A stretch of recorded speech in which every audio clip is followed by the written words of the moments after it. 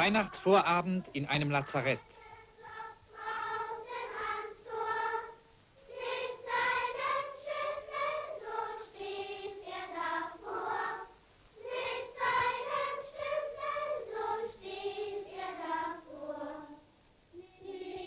Stand Leonidas mit 300 Spartiaten aus einem Stamm, der wegen seiner Tapferkeit und Kühnheit bekannt war.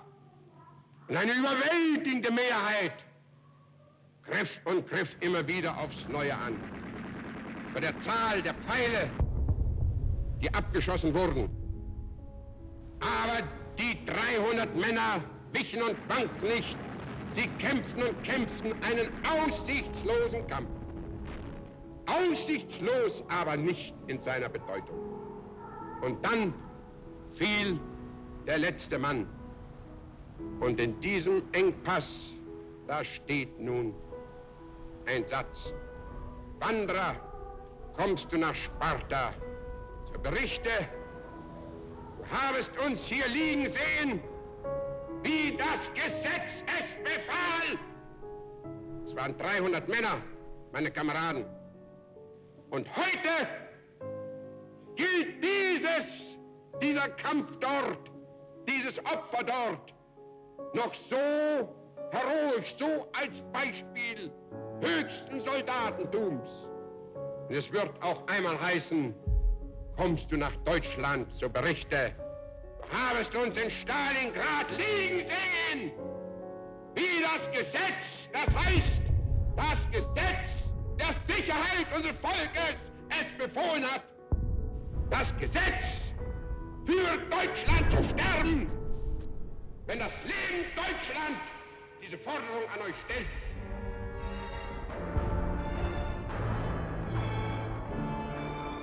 It was the bloodiest battle of the Second World War, a battle that came to define the war in the East, and the rivalry between two of history's most brutal dictators.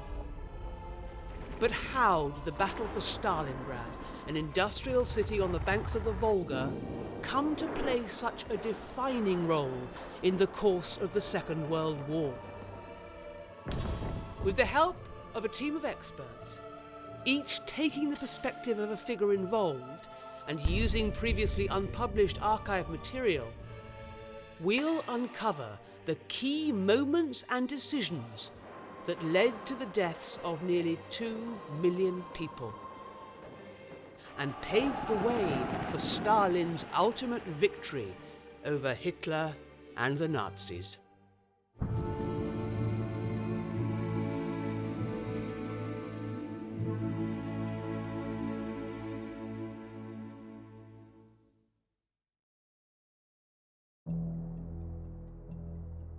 By spring 1941, Hitler's armies occupied huge areas of Western Europe.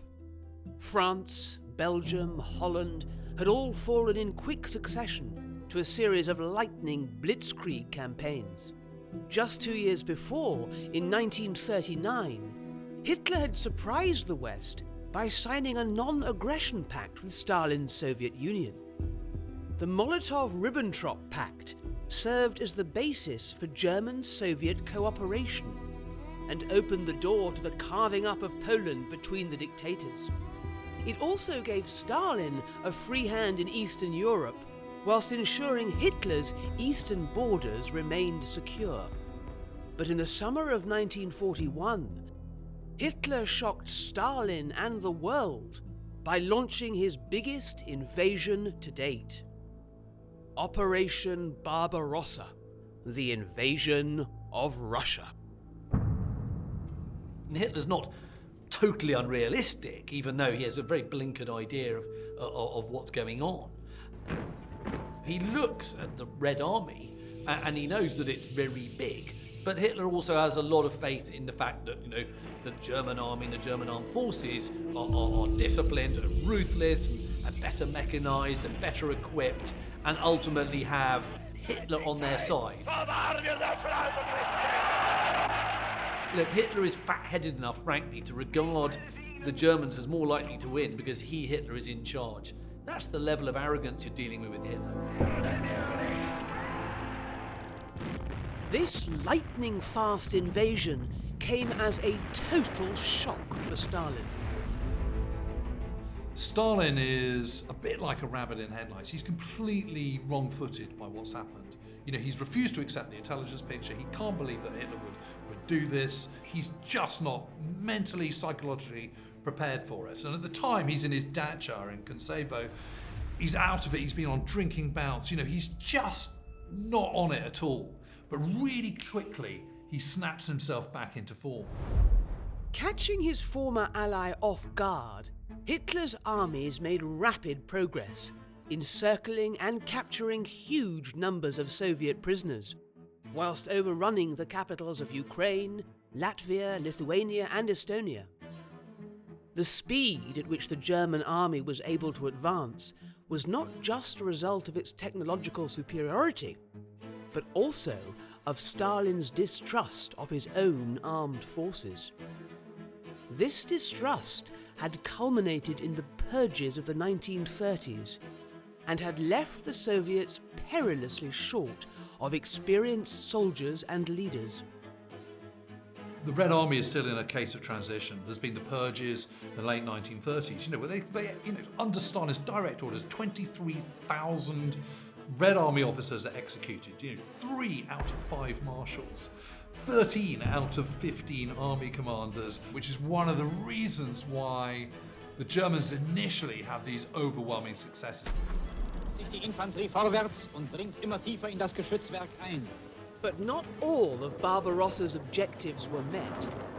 Fierce Soviet resistance and the oncoming Russian winter meant both Leningrad and Moscow remained out of German reach. With the end of the year in sight, Hitler was forced to put his armies on a defensive footing in preparation for the following year's campaigns. Diese Soldaten sind in zahllosen harten Kämpfen erprobt. By the beginning of 1942, Hitler is in a slightly mixed mood, if you like. He had intended, when he launched Barbarossa in the summer of 1941, to have got to Moscow before the winter and been triumphant. Of course, that was utterly delusional.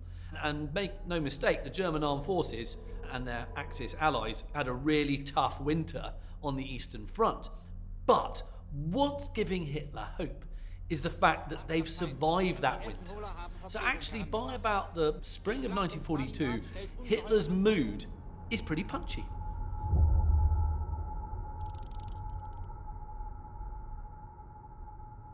The question about just how apprehensive Stalin really is about matters in the Soviet Union in early 1942 has been much debated. A lot of people think he was still staring down the barrel, that the Soviet ultimate victory was far from assured, etc., etc.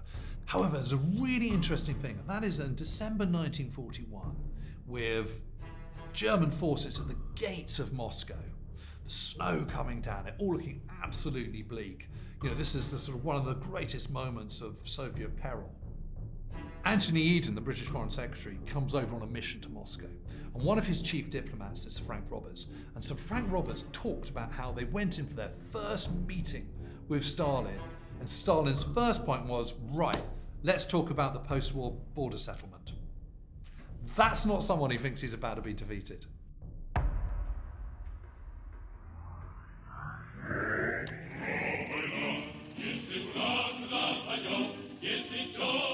Joseph Stalin, born in Georgia in 1878, had risen through the ranks of the Communist Party to become the de facto leader of the Soviet Union, ruling over a total population of nearly 200 million people.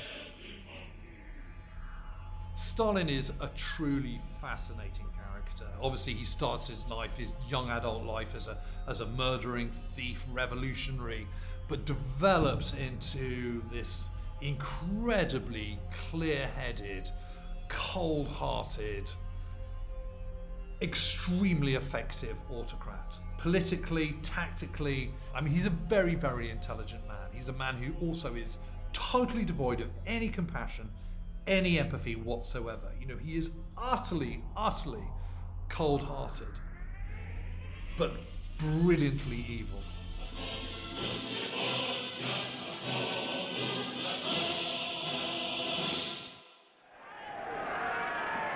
By the outbreak of the Second World War, Hitler, who had come to power as Chancellor of Germany in 1933, now led his country as the Führer of the German Reich. Hitler was a very complicated personality, but Hitler does have his strengths. He is single-minded and determined. His whole internal monologue is saying to himself, no matter how bad things get, I, Adolf Hitler, have the willpower that will always be triumphant. The two tyrants now found themselves in a battle for survival, a battle that would call upon the full extent of their ruthless talents. I think Stalin's strengths are his single-mindedness, his absolute focus. I mean, one has to remember that Stalin absolutely, totally, to his very core, believes in Bolshevism. He absolutely believes that the capitalist states will fold in on themselves. He thinks they will crumble. He thinks that ultimately Bolshevism, communist state, will win. People's lives, people's feelings, they are totally irrelevant when it comes to getting in the way of that goal. Totally. Hardened veterans of wars and political struggles, it would be their weaknesses as much as their strengths that would decide the course of the war. Hitler's weaknesses as a leader was his inability to form a coherent structure below him. What he does is to have competing agencies and personalities that are all performing very similar tasks. So the whole legend of German efficiency is completely dismantled by Hitler and the Third Reich, because everything's basically a bit of a mishmash and a disaster below him. Also, Hitler associates bad news with what we're today called fake news. Whenever he hears something pessimistic, whenever he hears a kind of bleak assessment, he refuses to believe that it's true. And this is a real problem when he's prosecuting a battle. A good leader will organise a retreat. Why? You're saving your men for tomorrow's battle. Stalin's weaknesses chime with a lot of autocrats. That you believe your own genius, you believe your own rightness. And there are a number of moments in the war where you can see that hubris, his own belief in something, has got in the way of common sense. You see this at the beginning of Operation Barbarossa, the German invasion of the Soviet Union, where all the intelligence is telling him that the Germans are about to invade, and he refuses to believe it. And yet it's there, absolutely clear as day. But the interesting thing about Stalin is he learns from those mistakes. And as a war leader, he just gets better and better. And that's a sharp contrast with Hitler.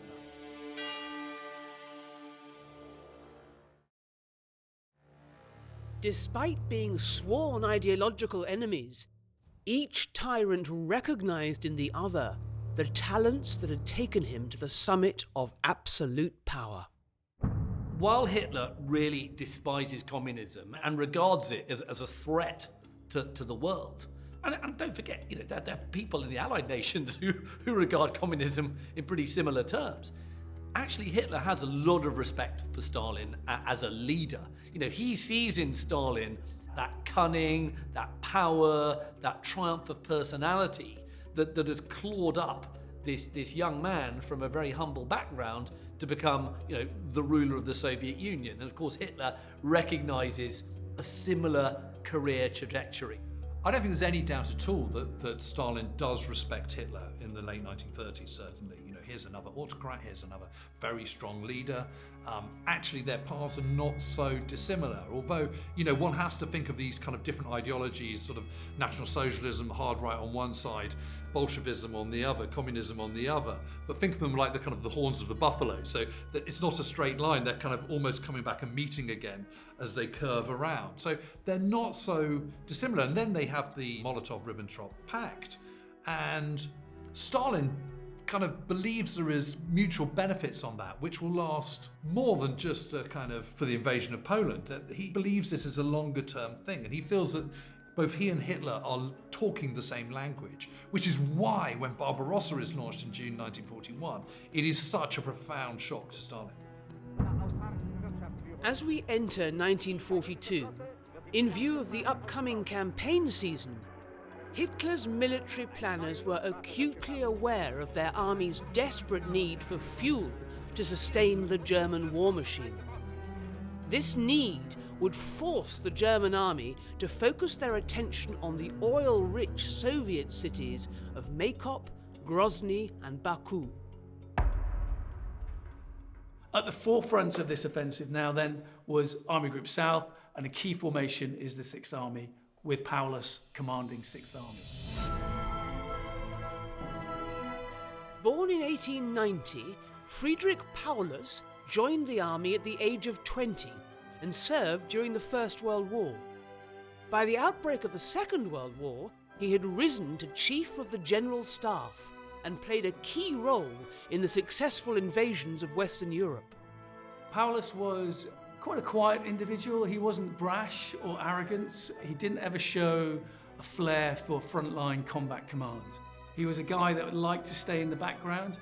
If you look at a lot of the photographs that's taken of Hitler meeting his frontline generals, you can see Paulus in the background.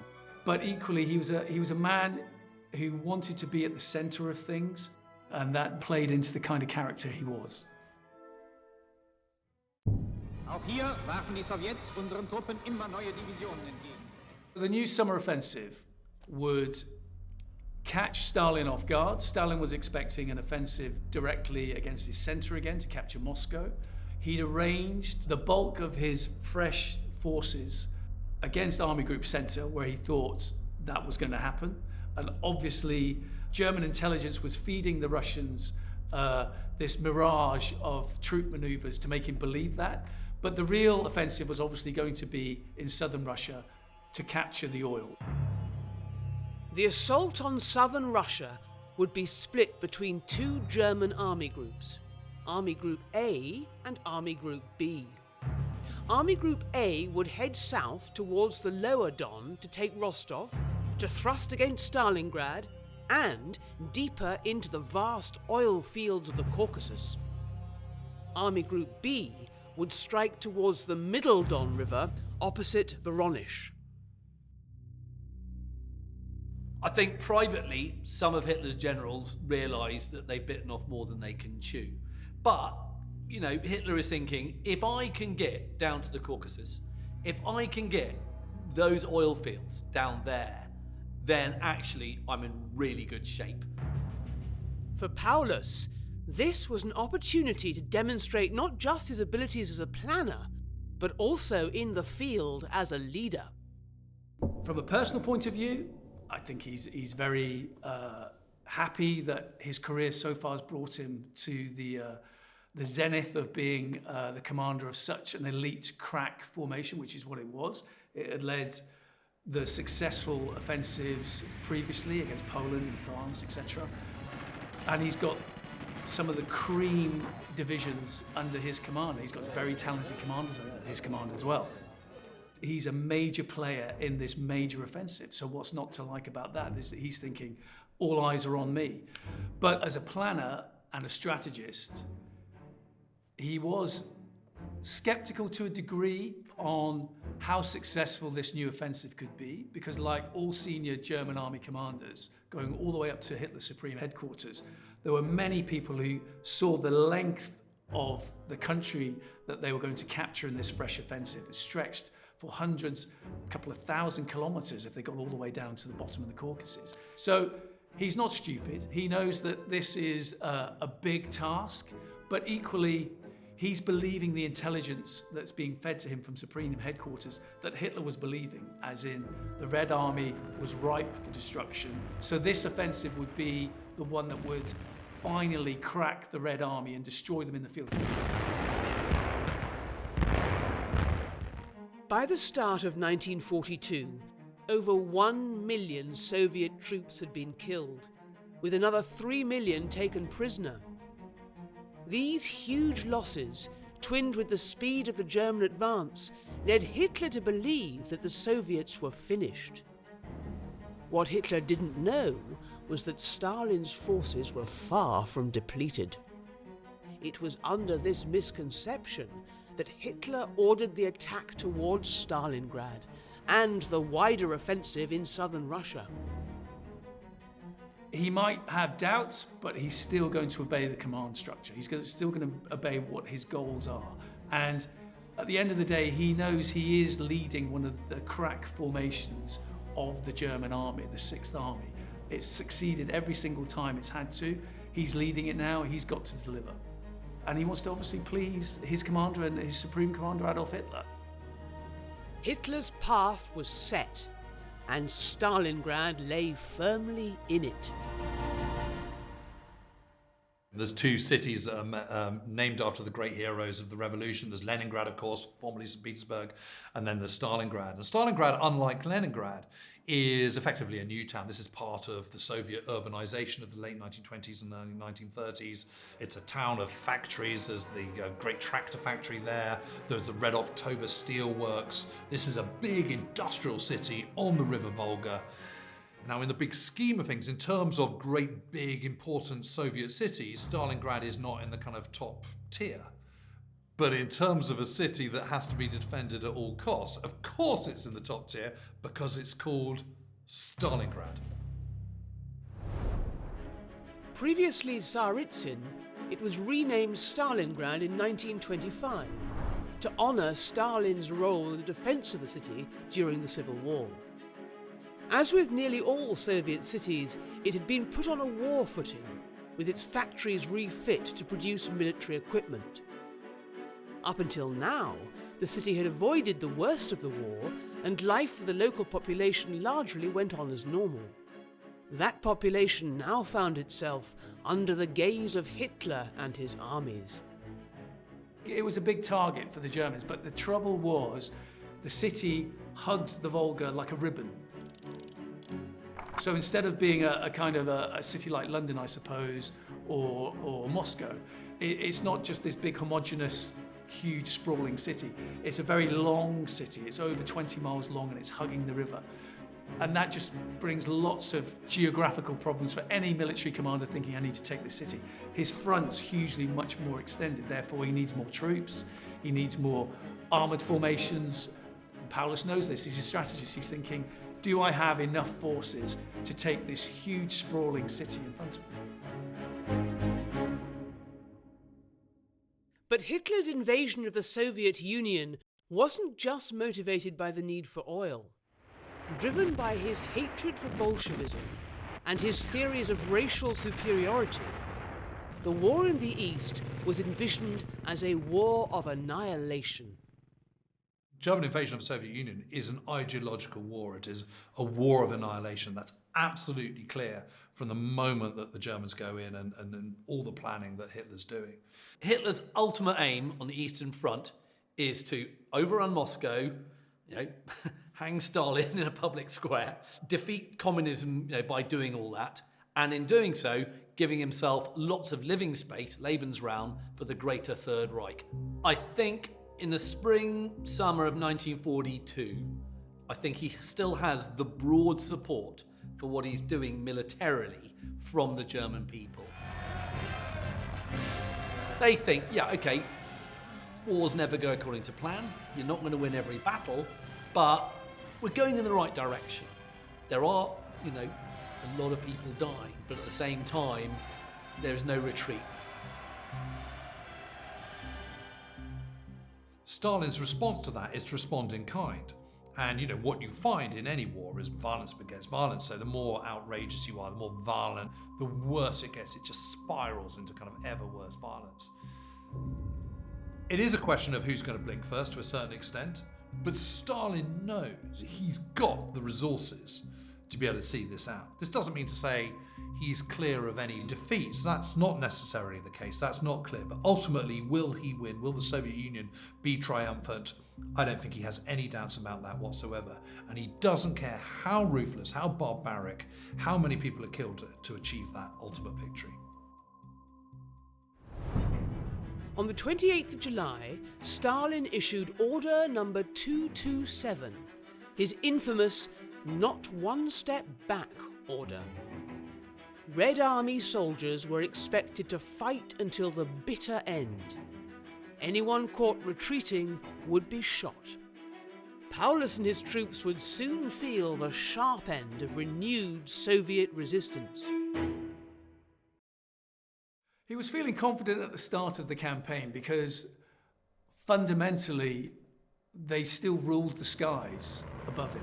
So everything that he'd done, every advance that the Sixth Army had made, Army Group B that the Sixth Army was part of had made as they pushed their way to the east, even though they were coming under intense counterattacks by the Red Army, every attack the Red Army had put up in front of them, in some cases suicidal tank attacks as well, had been decimated by the Luftwaffe.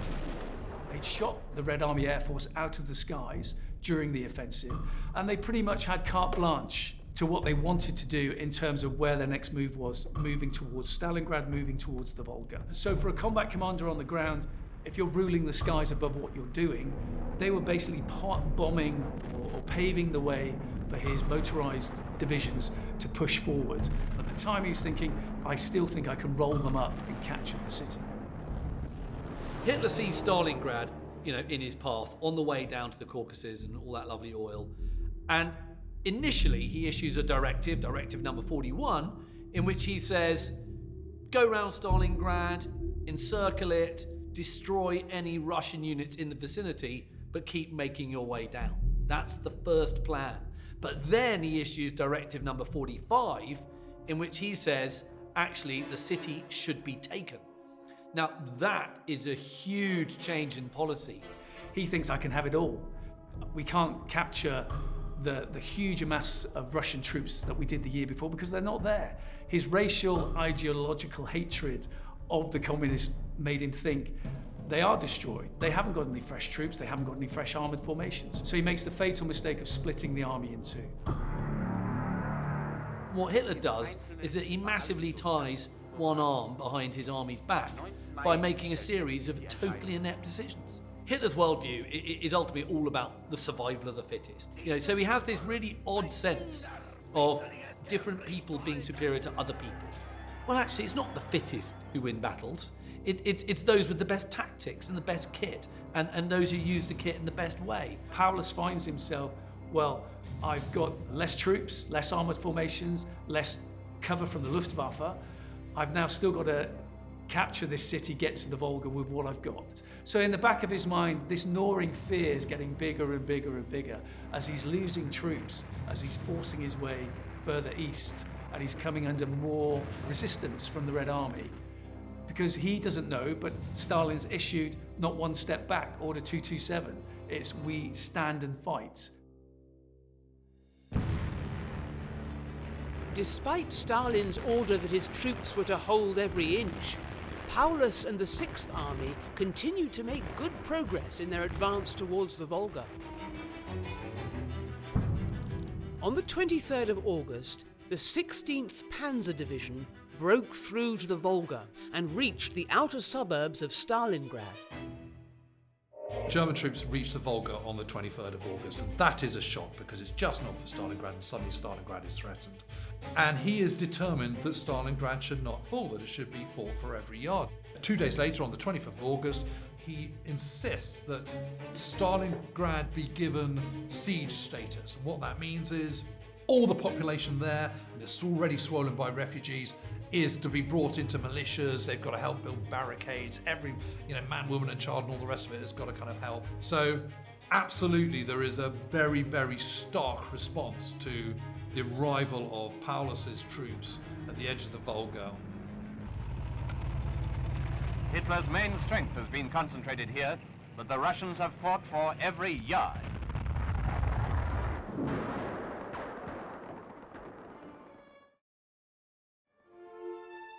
In preparation for the Sixth Army's arrival, Goering's Luftwaffe began their indiscriminate bombing campaign of the city. In a matter of hours, 600 German bombers turned the city into a wasteland.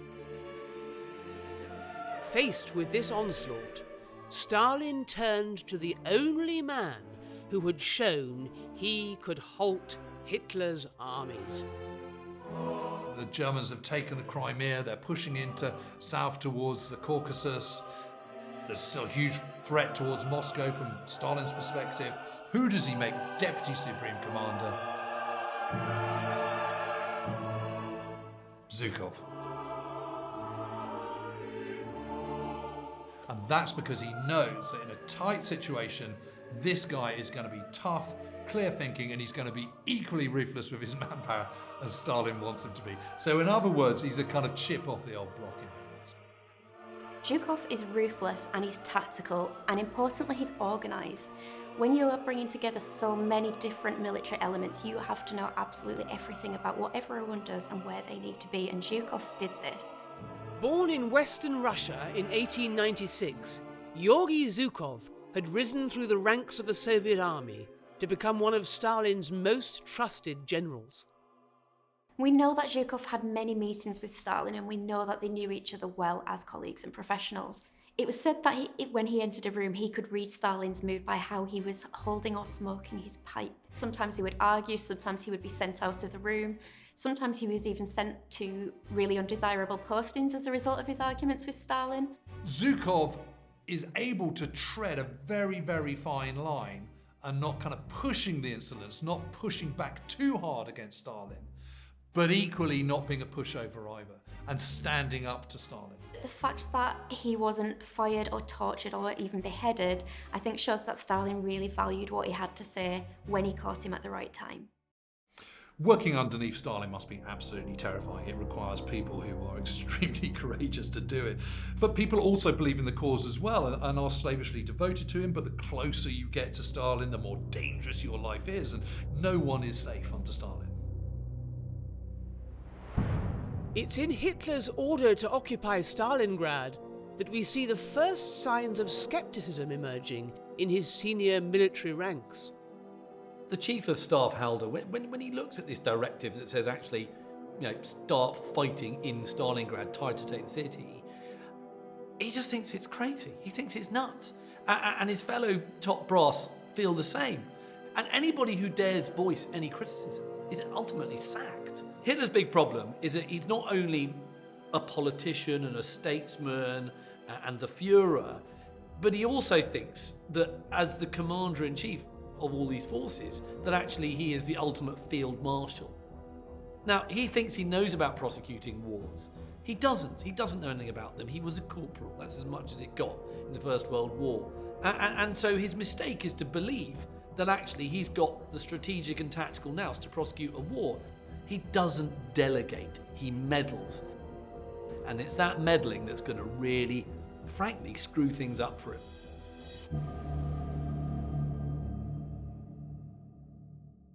Stalin, in a way, does exactly the opposite. He learns to delegate more. He learns his lessons from Kiev. He is prepared to get the right people in the right post and listen to them. Now, that doesn't mean to say that he's not the total boss man. He absolutely is, and let no one forget it. But he is prepared to bring people up. And Zhukov is obviously one of them. Rokossovsky is another star. Zhukov is another. Having served under Stalin for a number of years, Zhukov was acutely aware of the threat that hung over him. Despite this, he was able to build something of a rapport with the dictator. Stalin and Zhukov have somewhat of a strange relationship. They had a lot of meetings together, they really got to know each other, they respected each other. But before Stalingrad, Stalin had a real grasp of his soldiers and the military actions. He was dictating absolutely everything. And Zhukov did argue back, but they still respected each other. They worked through that where others may have lost their head. The culture that Hitler creates is kind of in the rule book in bad leadership. I think Hitler got lucky initially. Poland, the Low Countries, France. In many ways, the opposing side sort of kind of lost those campaigns as much as Hitler won them. So Hitler believed in his own military genius. And so when things start to go badly, Hitler thinks, well, look, that's because they're not listening to me. I'm this military genius. But it's in the city of Stalingrad itself, among the ruins of homes and factories, that the most savage hand-to-hand fighting has been taking place. From now on, Paulus's forces would be battling Soviet defenders for every inch of the city as they edged towards the center. That's where the real intensity and violence and destruction for the city was at its highest. The sniper's name is Anatol Chekhov. In a moment, you'll see him make his 41st kill. That's where Paulus tried every single maneuver to capture the whole city. The Germans were in the driving seat. They were seen as being in the driving seat. Their propaganda was telling the German people and anyone else who was looking that the city was being captured, street by street, house by house. Here's an interesting film comparison. First, the German film of Hitler's troops penetrating into the factory district, street fighting, each man for himself, and all for the glory of the Führer. The fighting in around Stalingrad, you know, once it has been decided that the Soviets are simply not going to give in, they're not going to give an inch. How do you fight this? Because the Germans at this point have got a massive advantage in terms of artillery and in terms of air power at the Stalingrad front. So when Vasily Zhukov takes over on the 30th of September, he decides, okay, well, I need to negate that artillery advantage. I need to negate that advantage in air power. And the way to do that is to fight incredibly close. And this, Russian newsreel pictures already shown in Britain of the Soviet defender. Down in the street, a storming party undertakes the job of clearing the enemy out of a house they turned into a strong point. Hand to hand, kill or be killed. So guerrilla warfare is something that was really difficult for both the Germans and the Russians. It's something that is still difficult for militaries to contend with today, and particularly to organise and respond to. But the Russians really did have a strategic advantage here because they knew their city. The Germans had been fighting with a blitzkrieg style before the invasion of Russia, and that just was not possible in Stalingrad.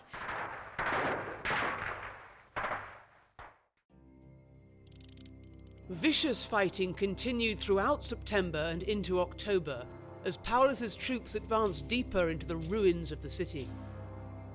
Aided by the destruction caused by the Luftwaffe, Soviet defenders concealed themselves in bomb craters, damaged apartment blocks, and factories, exhausting and menacing the German invaders at every turn, in a type of warfare that became known as the War of the Rats, or Rattenkrieg. The fighting then descends into kind of sort of rats in cellar stuff. You know, on one side of the street you've got Germans, on the other side you've got Russians. On one floor of the building you've got Germans, on another floor you've got Soviet troops. And one of the interesting things about a lot of the war, a lot of it isn't upfront and personal. Quite often you don't see the people that you're fighting against. It's fought at kind of quite often at quite a considerable distance. Not in Stalingrad. This is absolute cheek by jowl, quarter by quarter. And no quarter is given in this fighting. It's incredibly brutal. In spite of this, Paulus's forces were able to confine the Soviet defenders to a small area of the city, a thin stretch of land alongside the Volga. So by the end of October going into November and the bitter Russian winters starting to hit, temperatures are dropping.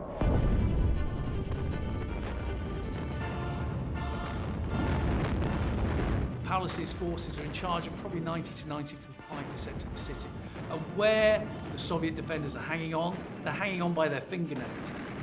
It's not strength in depth. They've probably got about 100 to 150 meters of depth on little pockets of the city with their backs to the Volga. But they're hanging on. And while they're hanging on, it means the German troops still have to fight them, and it keeps them tied down in the city. And they keep having to put more and more reinforcements into this meat grinder. It's a surprise for Paulus because he's now losing 20,000 men a week in terms of casualties, dead and wounded. And to him, that's a major surprise. And he knows he's not stupid. They can't suffer this kind of attrition and still be successful, still take a city this size, but more importantly, hold it if they take it.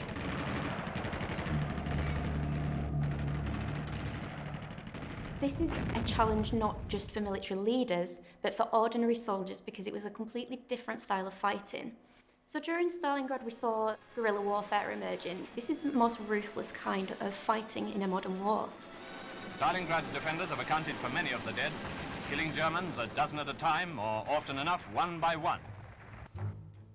The suicidal defence put up by the Soviet defenders caught Paulus's forces off guard, and with his supply lines massively overstretched, the entire offensive was brought to a standstill.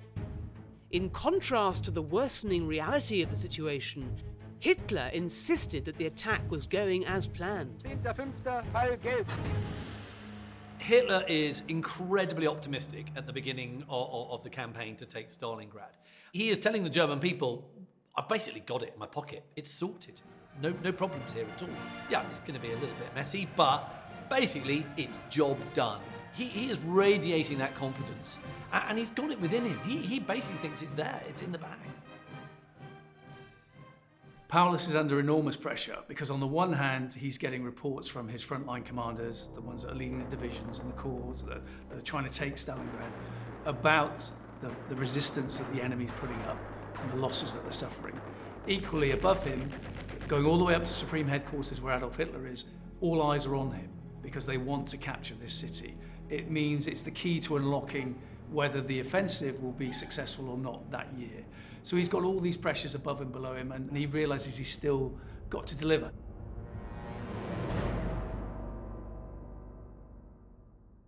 Intense fighting continued as Paulus's troops tried to break down the last remaining pockets of Soviet resistance. Drawn deeper into the heart of the city, Paulus was acutely aware of the vulnerable position he was now in, and repeatedly expressed his concerns to those above him. I think it's fair to say that Hitler doesn't take bad news very well. I think when things start going badly in Stalingrad, and he keeps on being told that, we can't, penetrate into the city, we keep on getting held up, he just doesn't listen to it. He does not believe it. And he's like this kind of petulant kid who just basically snaps at anybody who tells him this.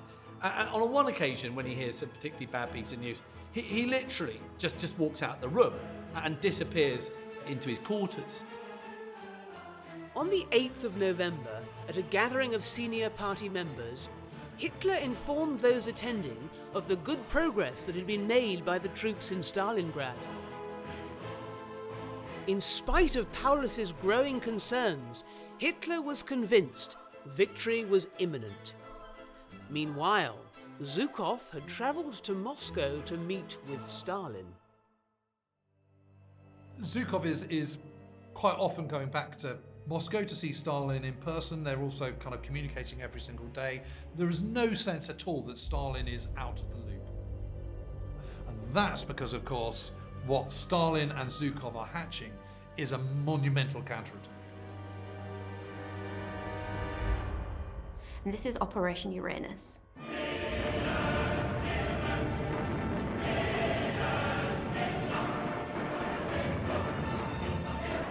In part 2, he just thinks that whatever decisions he makes, because he's a demigod, ultimately, then that's always going to be the right decision. He is infallible. Zhukov knew that the Russian armed forces had an advantage here in Stalingrad. Well, within 3 days, Soviet forces had achieved the impossible. They'd surrounded the 6th Army. The more precarious Paulus's situation is, the more entrenched Hitler becomes that there can be no turning round.